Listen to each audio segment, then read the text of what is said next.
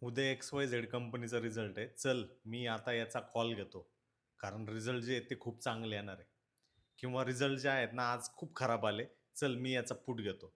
पण तुम्हाला माहिती आहे का, हे फक्त कॉल आणि पुट खेळण्याचा अर्थ नाही आहे. याच्यामध्ये आणखीन एक ॲडिशनल गोष्ट आहे, ती म्हणजे इम्प्लाइड व्हॉलॅटिलिटी.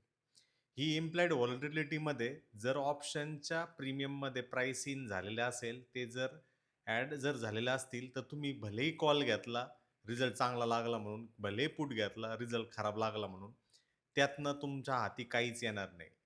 भलेही तुमची डायरेक्शन त्या स्टॉकमध्ये किंवा इंडेक्समध्ये करेक्ट असेल, पण ऑप्शनचे प्रीमियम वाढण्याऐवजी थिटा डिकेमुळं कमी होताना दिसतील आणि त्यामुळं तुमचा जो आहे, तो लॉस होताना तिथे दिसेल.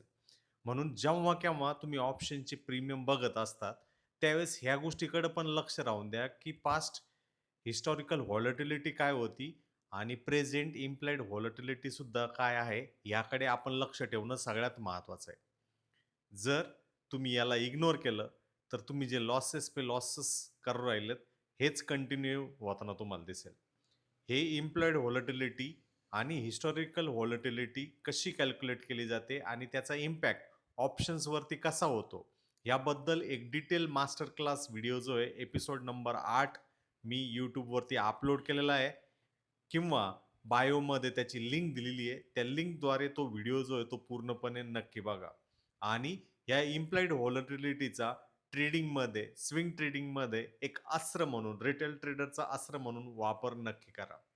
या पेजला, या चॅनलला नवीन असाल, तर चॅनलला सबस्क्राईब नक्की करा. आणि कमेंटमध्ये सांगा, इम्प्लाइड व्हॉलॅटिलिटी समजली की नाही समजली? धन्यवाद.